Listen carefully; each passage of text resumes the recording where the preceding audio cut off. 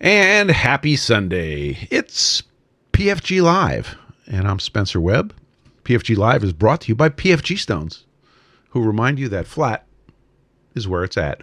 So, happy 9th of June. Welcome aboard. CJ Stevens is reporting 78 degrees with 76% humidity in his little farm in East Tennessee. And he says, happy Sunday, everyone. Thank you, sir. Andrew Deere is with us. Welcome, Andrew. He says sunny and 70 degrees in Independence, Oregon. Nice to open up the shop doors. That is awesome. It's not raining in Oregon. I'm stunned. CJ Stevens is in the slot making a set of T-slot keys for a tool and cutter grinder fixture. Awesome. That sounds like fun. Robert Simpson is somewhere. Evils is here with a METAR that I can't read, but I assure you it's 24.5 degrees science and 13.7 degrees relative humidity, which is 47.3%. And that's his proprietary format. DBX is here from near White Plains, New York, reporting winds 320 at 16 gusting 22. Visibility 10 miles, few clouds at 2900, broken 4500, temperature 19, dew point 14, altimeter 29er 58. Josh, our audio checker, says check, and he tells us that in southern Manitoba near Charlie X-ray Mike Delta, it is automatically reported, I will add. Winds are 350 at 11, gusting 17 knots, temperature 16, dew point 06. Remarks. Peak winds 340 at 18, and that took place at 1640 Zulu. You needed to know. Warren Jones, my neighbor to the north in Sutton, New Hampshire, reports 60-ish, cloudy and not raining at the moment. It was raining earlier, wasn't it, Warren? Widgetworks is here telling us it's 12 degrees science, cloudy, and maybe rain in the Edmonton, Alberta, Snow Mexico.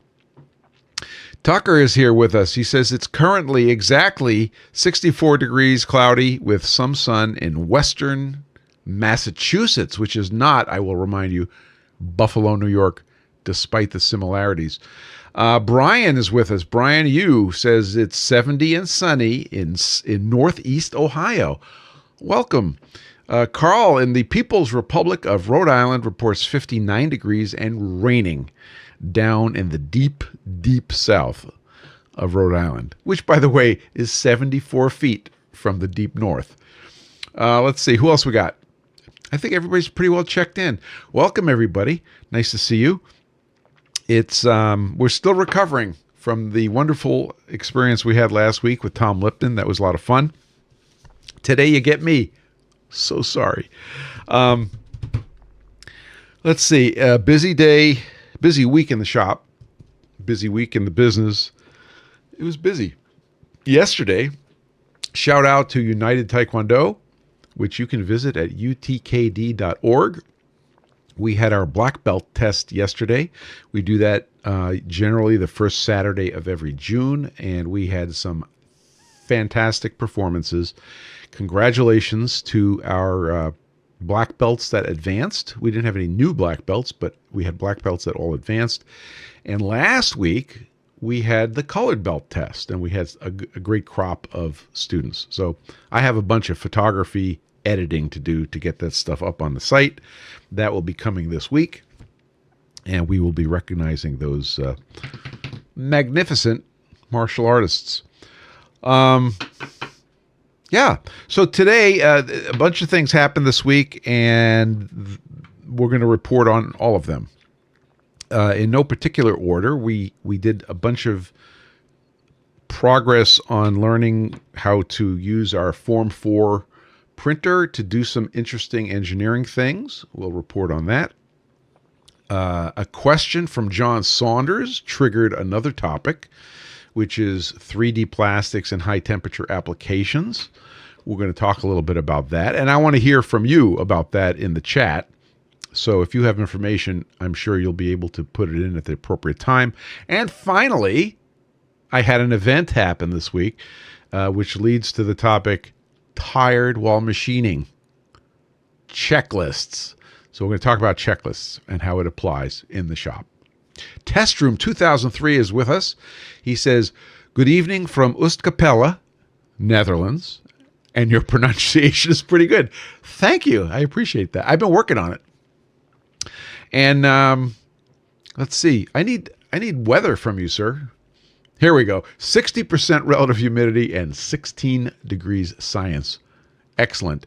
Dat2T says, good evening. 16 degrees C and cloudy in Bretten, Germany. Welcome, or I should say, willkommen. Did I get that right? Let's see.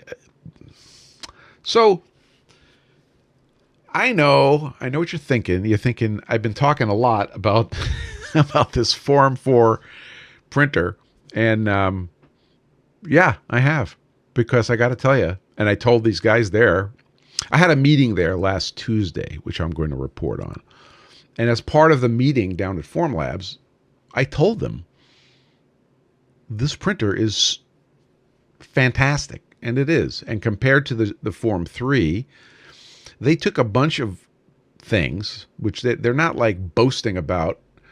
They talk about the speed a lot, but I got to tell you, they fixed a whole list of things. And when I say fixed, I mean just improved, made it a better, made better engineering choices. For example, I'm using the Form 4 for hours before I finally realized, because I did not nerd out on like every little detail of this machine before I bought it, but I realized they're using optical sensing for the level of the resin in the tank. I didn't realize that. And the Form 3 used a float and a sensor. They're using optical sensing, which was awesome. Machine New Zealand has joined us. Good morning, sir. He says 16 degrees science, and it's been raining most of the night and strong winds, hence very little sleep. I am sorry. I had very little sleep a couple of nights ago, and hang in there. Have some tea. We all know where our tea is, right? Oh, we're going to talk about this today? Know where your tea is? So, okay. Might as well jump into it. A couple of weeks ago, it's kind of been a running thing. My wife says to me, I can't find my tea. This is sort of a running thing. And I'd stop, and all of a sudden I'd say, where's my tea? And it could be here in my office. It could be in the lab. It could be in the shop. It could be in the shop by the grinder. It could be in the shop by the computer. It could be anywhere. It could be in the truck. I've left it in the truck. Excellent. Machine New Zealand is reporting Yorkshire tea. Outstanding.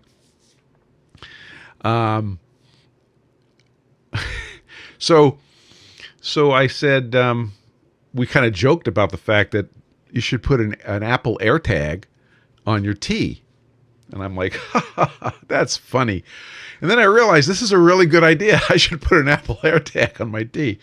So I've had an Apple AirTag on my keys forever, but it was a model. It was a holder for an Apple AirTag that I downloaded off of Printables or one of the sites, and it worked pretty well. But it had some deficiencies. First, we will say hello to Practical Renaissance. Practical Renaissance reports 77 degrees Fahrenheit, 25 degrees science in Kansas City, Missouri.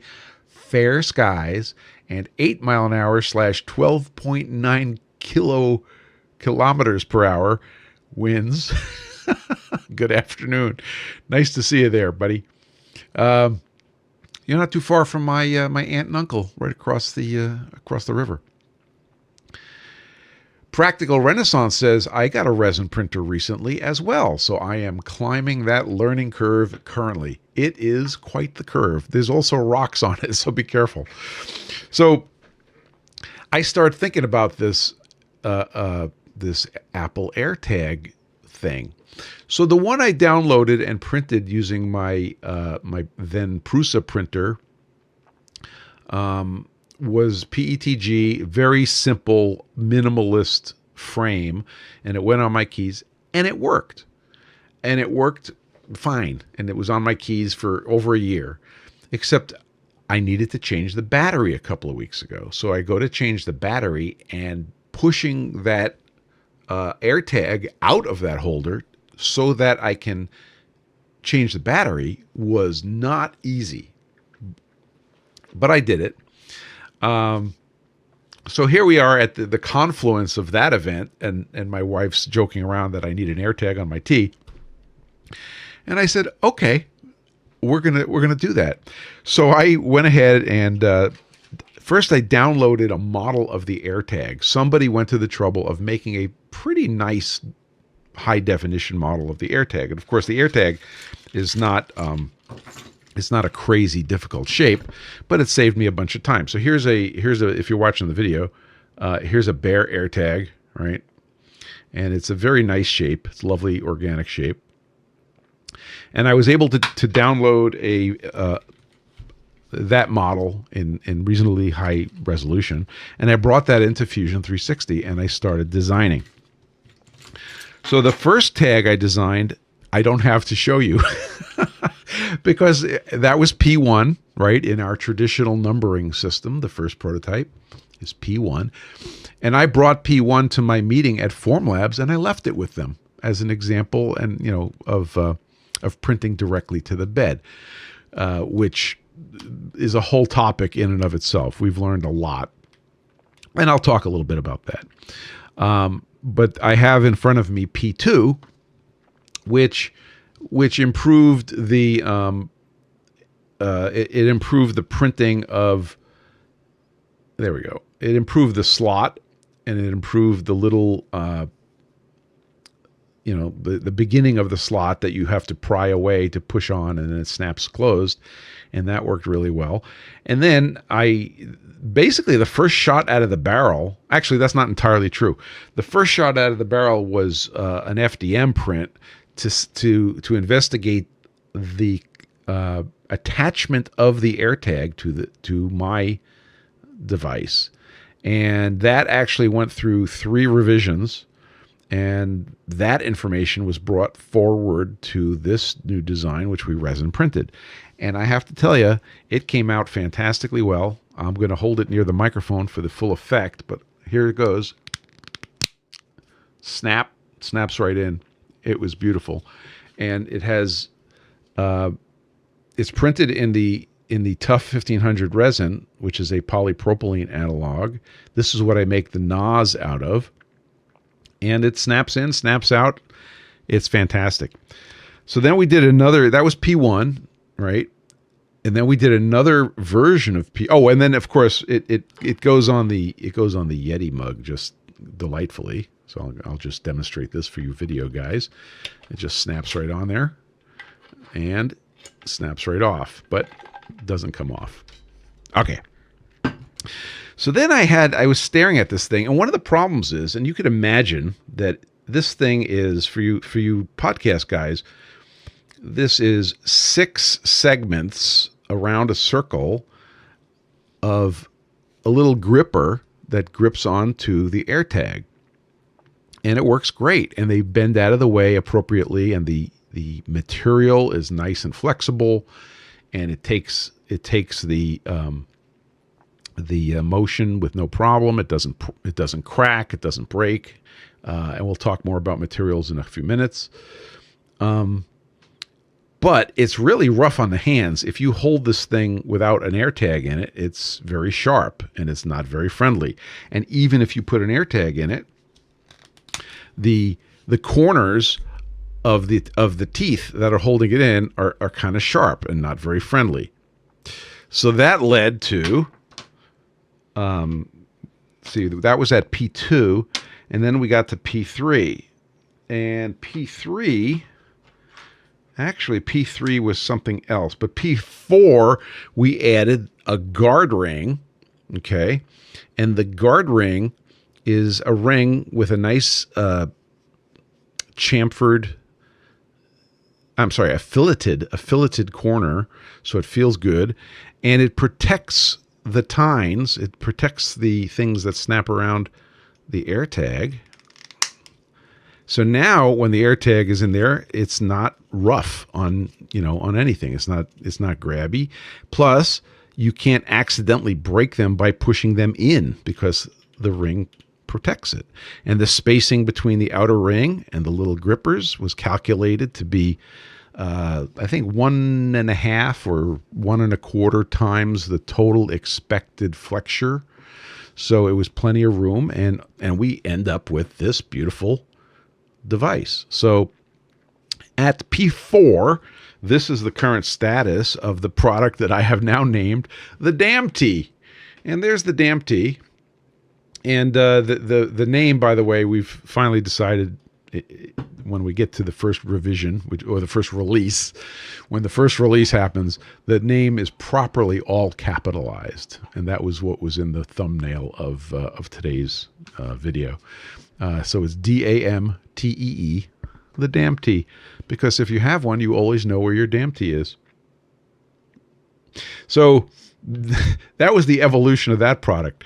And I kid you not, as soon as I posted that to Instagram, I had not one, but I had 2 different people ask me about them.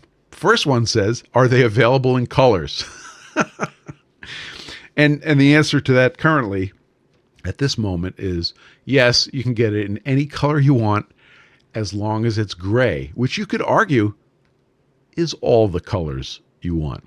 And then my buddy down the street, John, who is the proprietor of GLG Knife Works, he said, can I get one for my keychain? And I said, stay tuned. But there's more to the story. He doesn't know that a couple of hours before he asked me about it, his wife contacted me and said, can we get one for John's keychain? So I was absolutely required to proceed and design what I already showed you was this version of it. Okay, which I'm going to put the AirTag back in here in a second. I stole it. And this is called the DAMKEEZ. DAMKEEZ. The DAMKEEZ. And this snaps in like that. Again, very satisfying snap, and very rugged. Doesn't get in the way. Doesn't grab your clothes. Doesn't grab your fingers. And that's the DAMKEEZ. So that is currently at version P1, and it has a feature that we don't talk about a lot, but it has a feature of the radii at the top of the DAMKEEZ are different on the 2 corners, and that specifically is a gift for our friend Evils, because he's pointing out that is asymmetrical. Yes, it is. So that was how the DAMTEE and DAMKEEZ arrived on the scene, but it is the rapid prototyping. It is the quickly get it into P1 and see how it works that is the key here. And P1 on average lasts 15 minutes. That's, everybody, I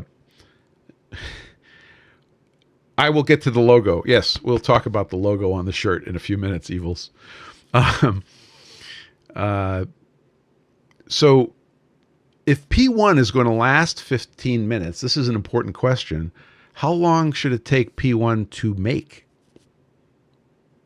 Because you want to get it out quickly so you can get it in your hands and you can test it.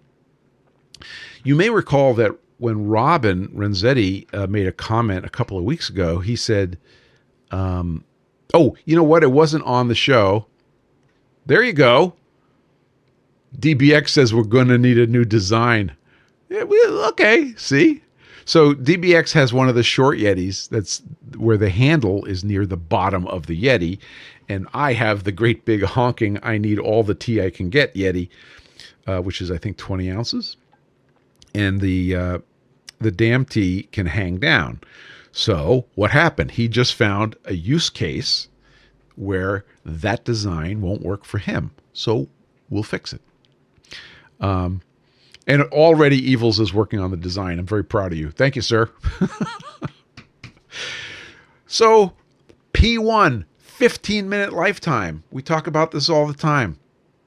But if P1 takes you 3 hours to make so that it can last 15 minutes, what is dominating the design cycle?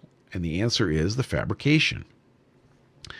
So I am here to tell you that these guys, these prototypes, were made in under 25 minutes on the Form 4. And I could make 1 or I could make 9. And they're under 25 minutes. I should clarify, it's under 25 minutes in the printer, and then of course you wash them in alcohol and you put them in the curing station, and you walk away from that. But the printing time going down a factor of 3 to 5 from the Form 3 to the Form 4, huge. So this may seem like a silly product, okay? However, it's a true exercise in design and engineering and execution, and that speed is really worth it. And no, hashtag not sponsored. I just love the product. So that's a story on DAMTEE and DAMKEEZ. We're at P1 in DAMKEEZ. Apparently, we have to solve the other problem of the shorter Yeti mug. So yeah, we'll be talking about that. So I can't say enough good things about that. The other thing, and the other part of this is that where's my? I left it over there. This is also a study in printing directly to the bed. So traditionally in resin printing, you're typically printing from a raft up using supports, and the supports are holding your part. And when you finish printing it, you break your part out of the supports and you throw away the supports and you go ahead and do some finishing to get rid of some of the artifacts of the supports on your part. This is not new. It's also done in FDM printing, i.e. filament printing. But it's very common. It's like sort of the normal thing to do in resin printing. However, we have some parts we want to make where we don't want to do that. One of the parts I've shown previously, which is the molly holder, okay, and I don't have one handy to show you, but the molly holder was the first part that I desperately wanted to print flat on the bed, and the reason was the amount of resin used. If I printed it flat on the bed, was literally half of what it would take to print it on supports. That had to get changed. When I did the bearing cage for Mr. Grimsmo, and that's still an experiment underway, the material in the bearing cage was less than half the material in the supports. And that's kind of wasteful. So it leads you to say, how can I do this direct to the bed? And that is what was part of this project also. So let me tell you a little bit about that problem, because I think this is really important to talk about. And I'm going to do it mostly, verbally here. But when we did the molly clip, the molly clip failed. It was a rectangle. It was a small rectangle, about 1 inch, 2 inches by 1 inch, more or less. And I put a bevel around the whole bottom edge. So just imagine a rectangular prism, and we're going to put a healthy bevel. It was like 70 thousandths, 45-degree bevel around the whole bottom. And on the Form 4, the printer that I praise profusely, it failed. Not once, not twice, but 3 times. And finally, and I was talking to a support person, and they were making recommendations, and they recommended I realign the bed, which I talked about 2 weeks ago. But finally, after a bunch of reading, I found a snippet that said, that's a problem, and you need to leave at least one of the sides straight. not beveled, in order for it to properly release from the bottom of the reservoir, the FEP plastic. So as soon as I did that, as soon as I left 2 edges beveled and 2 edges not beveled, which actually worked out really well, it printed perfectly. So when I started printing these parts, I had that knowledge. However, their software did not flag it. It took a lot of effort and digging to get the little nugget, which led me to the solution. When I went to print the DAMTEE, okay, the DAMTEE has a great big hole in the middle on the opposite side from where you insert the air tag. And when I first started designing it, their software flagged that and said, this is a cup problem. That's their name for it, a cup problem. So they detected that, and I went ahead and I copied their prototype sample part. Here it is. Oh, here's some of my old parts. If you look at one of their sample parts, you quickly find the same thing happening. So here's a nut. This is they call this an angle. What do they call this? I don't remember what they call this. It's an angle setter. It's a beautiful print, by the way. But if you take the nut off and you look at the bottom, what do you see? You see a hole, and you see these 2 little notches cut on it.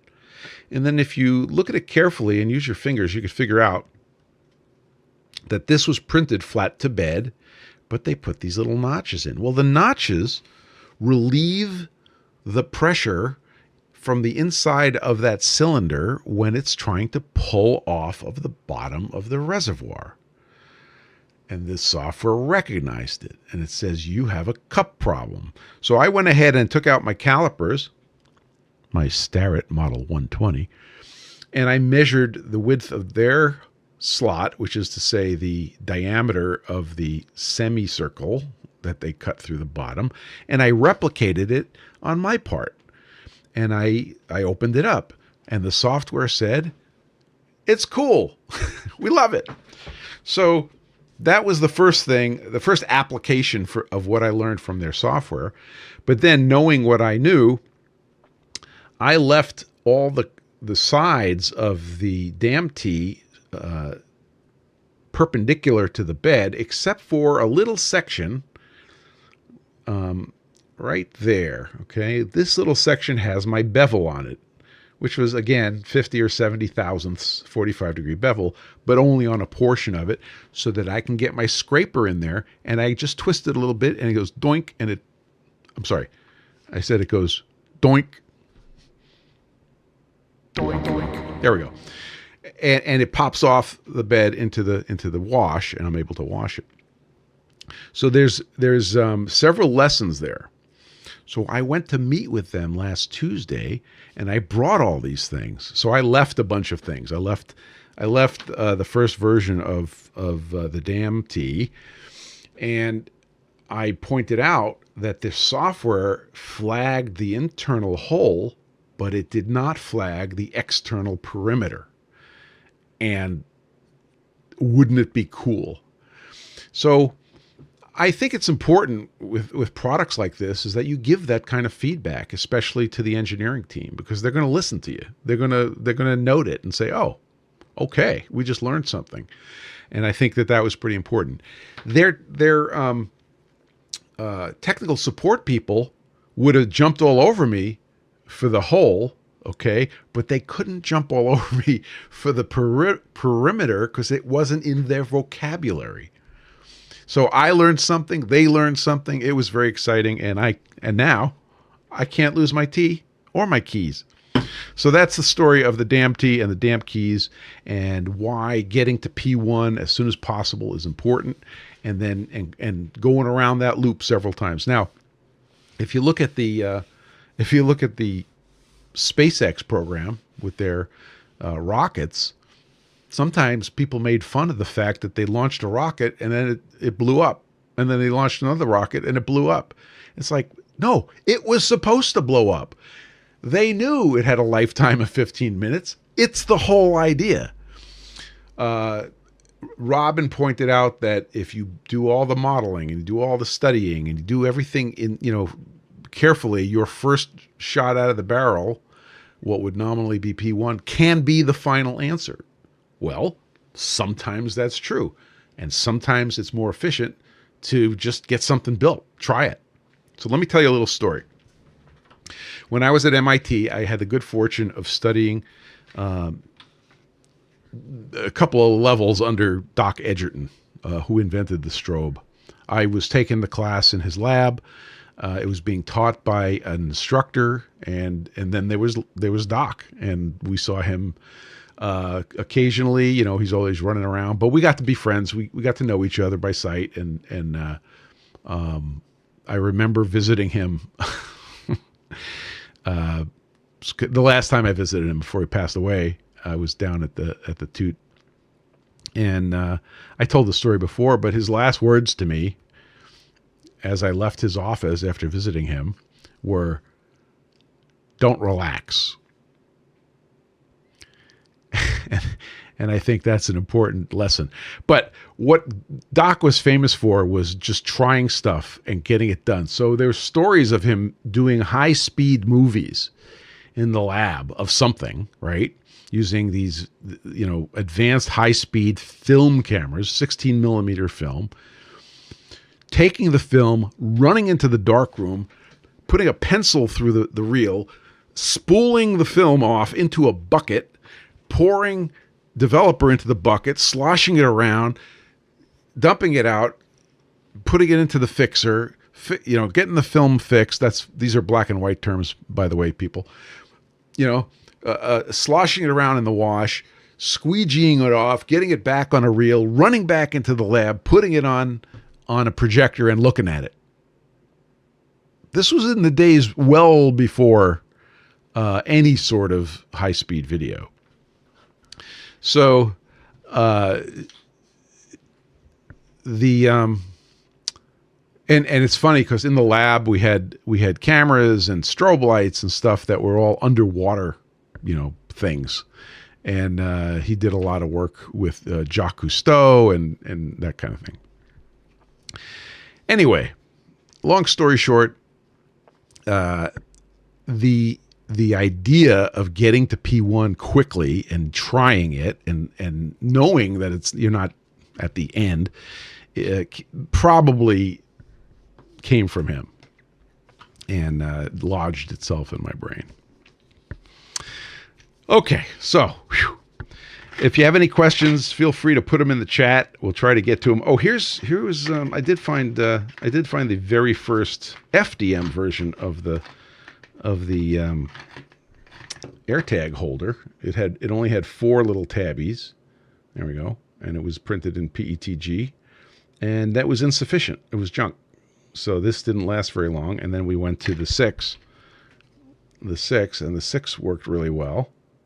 And then we came up with the idea of getting rid of this big piece of plastic, which I'm not going to dwell on, and getting into the resin print.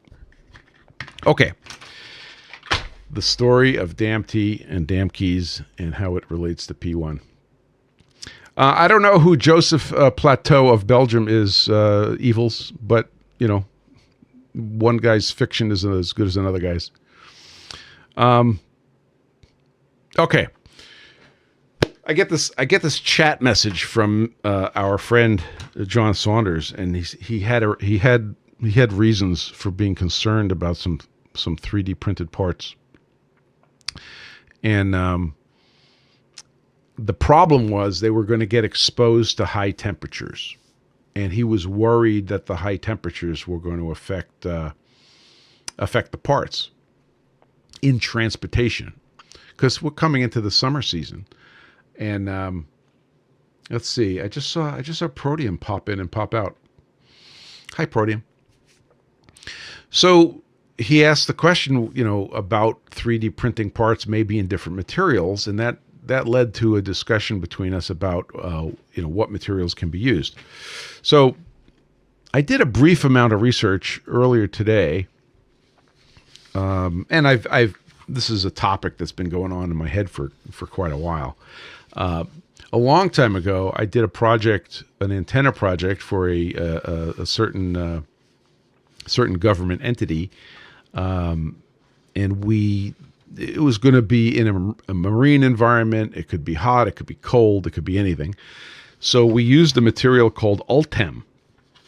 So this was buying Ultem in stock and machining it to make these parts. So Ultem, it turns out, is another name for a material that we all know and love from 3D printing called PEI, or polyether imide. And usually it looks orangey, like when you get it in stock, it looks like kind of an orangey translucent part. But it has great chemical, physical properties, high temperature properties. This is why, dark amber, excellent. It's a dark amber color. But its high temperature properties are what makes it very useful in several applications. Our application is going to be in a high, potentially very hot environment as an antenna. And then we like our print beds made out of PEI. It looks like, right. It looks like it needs to drink some water. Yeah. Dark amber and very hot. So here we are. I think I told this story a long time ago. We're in the lab and we're building a prototype, and my good friend Tony was building the prototype. And Tony is a great SolidWorks guy, designer, super guy. And when we picked up a fastener for this project and we put a fastener in, we routinely would use Loctite, which led to a whole bunch of other stories. But without any particular guidance, Tony picked up a screw and put a little drop of Loctite on it and ran it into the threads that were in this piece of Ultem. And then, before his very eyes, in slow motion, this entire piece of Ultem turned into a fractured pile of particles. It completely disassociated from itself as a result of the Loctite. And Tony felt terrible, but the reality is he didn't do anything wrong. It was like, this was a lesson for us. So it was an amazing thing. One of these days I'm going to have to reproduce this event because it was amazing. But the solvents in Loctite or the active ingredients in Loctite reacted with the Ultem and just completely fractured it. It was amazing. Let's see. I think that was DBX put a pointer to Ultem 1010, which is a filament being sold by Thermax. It's called Thermax PEI. I don't know what the processing temperature is on that DBX. Can you think you could pull that up? What's the printing temperature? Evils asks, so is there a thread locker that's Ultem safe? And the answer to that is, I have no idea. That's a good question. And we should repeat the exercise just to make sure that it was a failure. The company is 3DX Tech, T-E-C-H, 3DX Tech. QD Smiths reports that the extruder temperature for that material is 370 to 390 C. Ouch. Bed temperature, 120 to 160 C. Amazing. So I remember in the early days of FDM when Stratasys came out with their first printers. They came out with a series of printers. The end of the series, which was almost $1 million machine, was able to print this plastic because it was insulation upon very, very, very hot working section. So that's pretty amazing. So if we had this polyether imide or Ultem material, Ultem, by the way, is a registered trademark. which is why we're being careful to also call it polyether imide, or PEI. And of course, it's used for your build plates, right? So there's a film of PEI on your build plates because it can handle the temperatures around 70, 80, 90 C is like nothing. It's like not even showing up for work. So if we go back to Mr. Saunders and we say, yeah, we can make these parts using this material. The problem is can his bamboo X1C make it? And the answer is no, it can't. You need a pretty special printer to crank out 370 science at the nozzle. So it becomes a real challenge. However, let's see. There's a parameter. Let's see if I could find it. No, I can't find it. But there's a parameter that measures what the highest practical temperature. Here we go. It's in the 200 Cs. So what they're saying here is if you 3D print the part in PEI, you could use it at 200 C at its working characteristics, which is amazing. Almost Machining says you're not attending. Oh, it's hot in Arizona and you're working on work, and we're working on hot stuff. So that's almost poetic. Nice to see you there, bud. Thanks for checking in. Okay, so I looked at some other stuff. There's another plastic called PEEK, PEEK, which I don't think is. I don't think it's used in. Well, let's see if I can pronounce this. This is polyether ether ketone. And it also had some pretty high temperatures associated with it, which I'm not seeing it right here. But I don't think you can get it. I don't think you could 3D print with it right now. So then I asked the question, well, what about other FDM materials that may not have the crazy temperatures that those things require? So the highest one, of course, is ABS. ABS, PEEK is available. Same company, 3DX Tech. Thank you, WidgetWorks. And it does, it is available, comes on a spool, and good luck. We're all counting on you. So still in FDM printing, which is filament printing, ABS is right up there.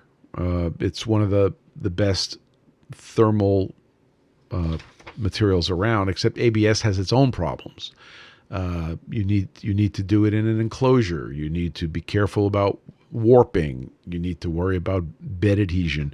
There's a bunch of things you have to get right to do ABS, but people have been printing in ABS for a long time. My good friend Adam, who is not in the chat today, Adam prints functional watercraft using ABS. Yeah, I can't read. That's a little too small to read on the screen, Josh. So, yeah, we can't quite read that. The other thing is my favorite, PETG. So PETG prints, I think I printed at 230 C, which is not crazy high, but it's pretty high. And it's a pretty good compromise between a material that you can print without extreme. Oh, there we go. Josh is saying that PEEK's nozzle wants to be 375 to 410 C. And Evils further says that the bed wants to be 130 to 145 C, and the chamber wants to be 70 to 140 C. The chamber.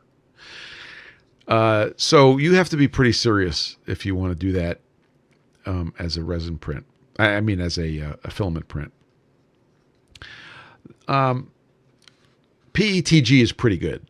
So as long as you don't get PETG in a crazy hot situation, it prints at 230, which is 446 Fahrenheit. You can probably survive some car temperatures, car in Arizona temperatures. Another filament that we've used successfully is ASA. And ASA is an excellent material for high temperatures. And we know this because we tested this with our Chandler, Arizona test facility. And I made a Sensorion relative humidity board box in PLA, which summarily melted in a car in Chandler, Arizona. And we started making some of them in ASA, another excellent material. QD Smiths. Oh, can somebody pull up the ASA numbers? Because I did not find them this morning. QD Smith says PPS, polyphenylene sulfide, is an interesting material. Extruder 300 to 330C. That's almost a little lower. Bed 100 to 120C. Very chemical resistant and other interesting properties. It is inherently flame retardant and self-extinguishing. Excellent. We're going to talk about that more in a minute. So those are some of we've given some examples of materials which would survive well in a high temperature environment. Of course, you have to print them in an even higher temperature environment. And that's something to be concerned about. I have a chart, which you can't see, but I'm going to just show you a picture of a chart, just so you know that I'm working from a chart, and then I'm going to turn it off. 3DX Tech says, or has, PPS on a spool. They have all the fancy stuff, don't they? Well, if you're interested in some crazy filaments, go over to 3DX Tech. No connection, but they sure have a lot of weird stuff. So if we switch over to SLA, in other words, resin printing, there's some choices there too. So Kapton, Josh brings up Kapton. Kapton is basically the same thing as polyether imide. Tell me I'm wrong. I believe they're the exact same material. 420 to 445. Extruder temperature in science. Yeah. So there, Kapton, again, the word Kapton is another registered trademark, so we got to be a little careful. WidgetWorks correctly points out, you'll need a wheelbarrow full of money to buy the fancy stuff. Or a beer barrel. So I looked at what's available in resin for SLA printing. Here's what I found. That FormLabs, what a shocker, FormLabs has a resin called Hi-Temp resin. And it is what its name implies, and it has some very, very impressive numbers. So I decided to compare those numbers to the two resins that I use. And in terms of the places where it crushes the other guys, of course, is in what they call heat deflection temperature. So they have some standard measurement. So I'm just going to give you heat deflection temperature at 1.8 megapascals. So basically, they're going to push it and bend it at different temperatures. And at what temperature does it bend a certain amount? I'm simplifying that. And the gray resin, which is what I call PLA in the resin world, will do 59 degrees Celsius. The tough 1500, which is a polypropylene analog, does 45 degrees Celsius. And the Hi-Temp does 101 degrees Celsius in the same test. Pretty impressive. So that's the entry for best choice for high temperature. And there's a data sheet. You can go find it online somewhere. It's just called Hi-Temp. And they recommend it for hot air ducts and deflectors and things like that. And I will point out that it is the same price as my Tough 1500 resin. So it's not that crazy. Evils has discovered a difference between PEI, between polyether imide and Kapton, which is polyimide. So there's an ether in there that's missing in action. I'll leave it I'll leave it to you guys to go study the data sheets. Maybe Carl Tauber can do a complete chemical analysis for us. We'll see what happens. So that's the overview on high temperature applications. And just to bring it back to where we started, Evil says Wikipedia seems to indicate Kapton's precursor could be resin printed and then cured at 400 to form Kapton. Well, Wikipedia isn't here getting any work done, is it? I don't think so. So if you are making a thing and that thing is going to be subject to some high temperatures, this is the homework you have to do. In John's case, and I'm not going to get into the details of the whys and wherefores of his needs. It wasn't the stuff that he has already made is getting transported, and it wasn't, there's stuff printed in materials. It wasn't a consideration. And now it's like, oh, can we put it into this environment? And now it's a consideration. So if you can look ahead and say this is going to be in a hot environment, you got to start thinking about the materials and looking at data sheets. Okay, that was a big brain dump on high temperature considerations, but definitely think about your application before you go printing something in PLA in Chandler, Arizona. We learned something. It was P1. We're good. So the other day, I am making stones, which is not unusual. I was doing this batch of 4-inch PFG stones, which you might have seen a picture of this week. And I programmed stuff up, and I got everything set. Everything looked great, and I ran it. And in one of my stations on the bed, I noticed a mistake. Now, this is not a huge mistake, but a few thousandths was noticeable, and I said something went wrong here. And it turned out that something went wrong. When you program the Okamoto in what they call full auto mode, you basically are filling out a spreadsheet. In fact, on the screen, it literally looks like a spreadsheet. It's got a little more structure, but it's basically a big spreadsheet. And you say, you're going to run lines 17, 18, and 19. You do that up top. And then you say, I don't want any compensation. I'll explain that in a second. And then you make sure you have all the right numbers in rows, right? It's a spreadsheet in rows 17, 18, and 19. And then you're good to go. So what had happened to me was I had everything set up in rows 17, 18, and 19. But in the upper left corner where it says these are the rows you're going to run, it said 28 and 29.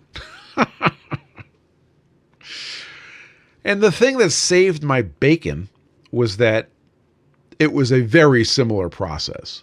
So the difference was very small, and it did not result in any scrap or anything like that.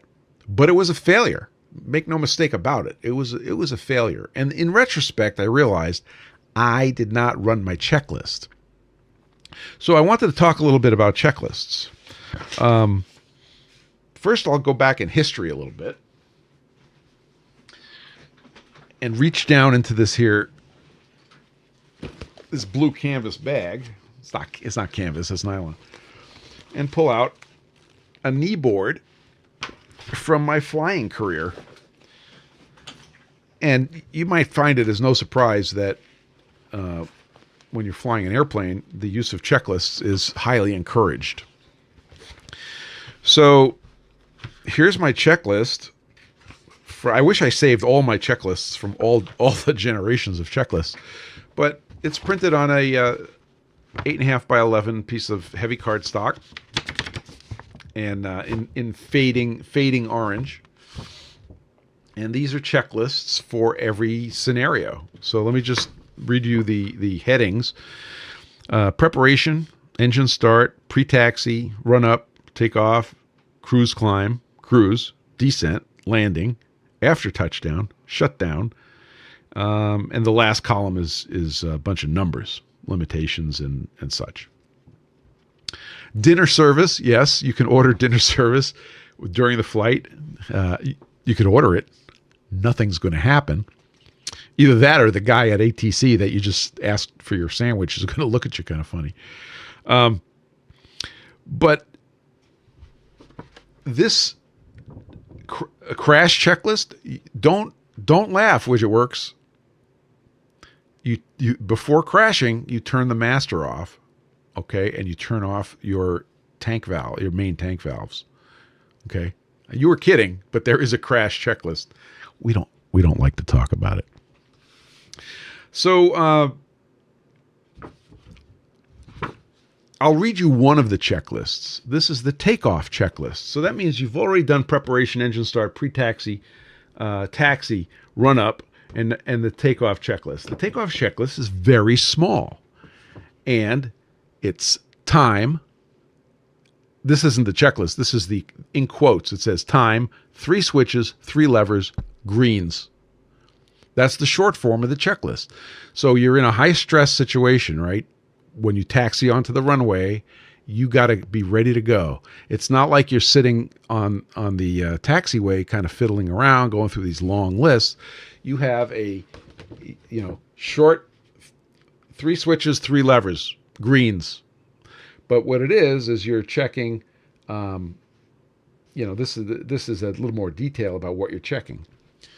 So what happens, here's another one. This is on the knee board. I made these sheets of paper for taking notes before an instrument approach. And on the side, you'll see a mnemonic device along the edge. It says A, craft, easy to remember, and Hi-Temp. Okay, I'll just give you so one of them is your departure information. One of them is your approach information. I'll just tell you about the approach information. Hi-Temp is heading, altitude, time, and missed approach. So, you have to have that information. The good news is air traffic control, when they give you your clearances, are going to give you your clearances the same way every time. And this is the order they give it to you in. So you have a standard checklist. Okay, and you do it every time. There's another kind of checklist called a flow checklist. And usually when it's good to organize your checklists into a flow checklist. A flow checklist uses the physical layout of the instrument panel to give you your order of operations. Start on the lower left, master switches. You sweep around. There's several instruments you got to check. Then you get to the radios. You check the radios. You go down to the mixture and the throttle, and you set things there. So it's this physical flow, and it keeps things easy to remember. So what does this all have to do with working in the machine shop? Because we run these machines which are as complicated or more complicated than an aircraft. And you may recall that recently I had a bit of a, how do we say, kerfuffle on the grinder. And one of the things that it led to was this 3D printed device with magnets on the back. And it says in big letters, check comp. And it has holes for 3 pins, okay? And there's 3 pins that live in the holes.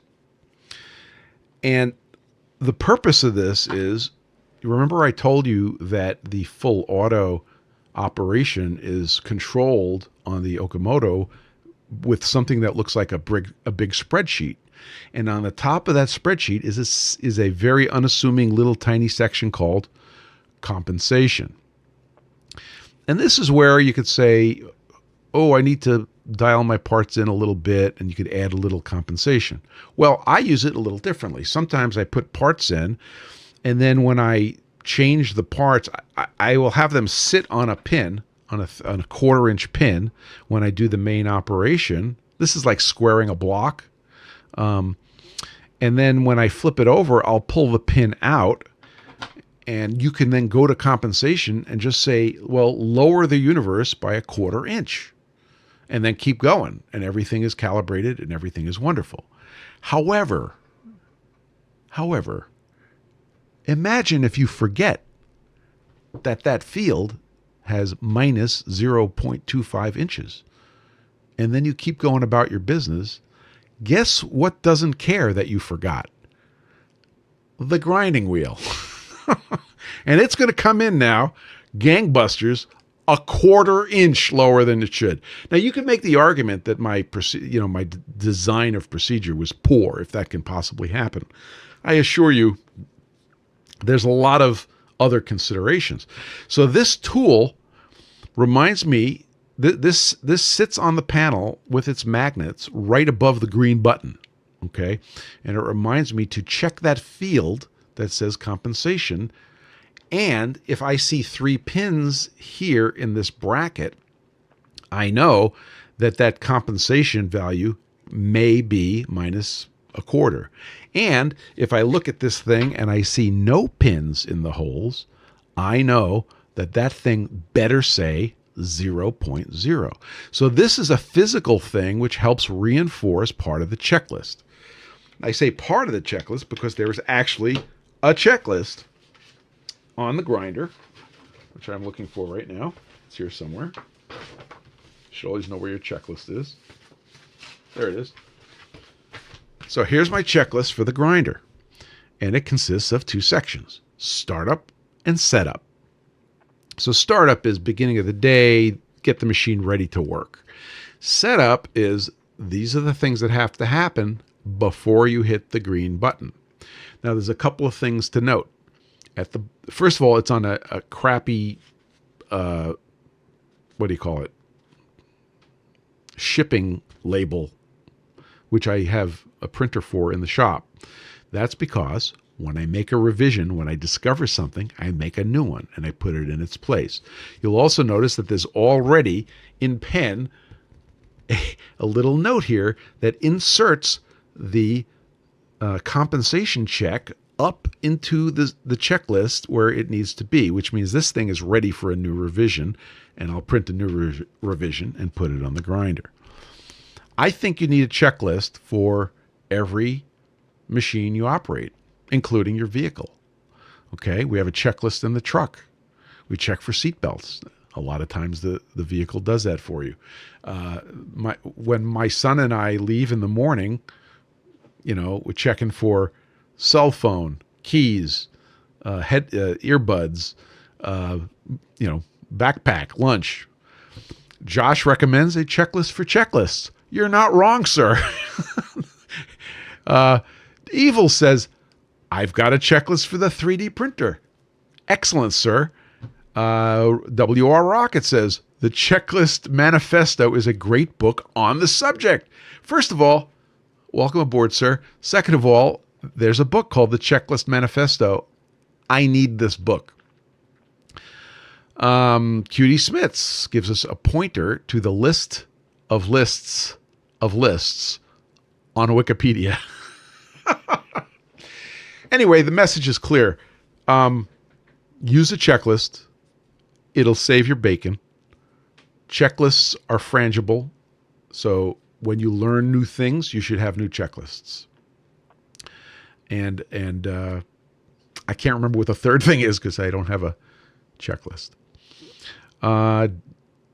DBX found the link for the Checklist Manifesto. What was it called? How to Get Things Right. Josh says a checklist for frying bacon. There's only one thing on the checklist: fry the bacon. Okay, you guys, you're awesome. Thank you very much for the new subscribers. We're up to 1,700. I'm honored. We'll see if we can't grab somebody for next week. Maybe we'll get a special guest. And we're going to try to do that every other week. If you have anybody that you particularly would like to hear on PFG.Live, let me know, and I'll see if I can grab them. Robin says hi. Hi, Robin. You're coming in late, but the after show is where it's at, right? That's where the finger sandwiches are. So with that, I'm going to wish you guys a great rest of your week. I know I'm going to have a great rest of my week. If you need some flat stuff, head over to PFGstones.com and get yourself something flat to make something flat. And if not, we'll see you guys next week. I wish you the best. Take care.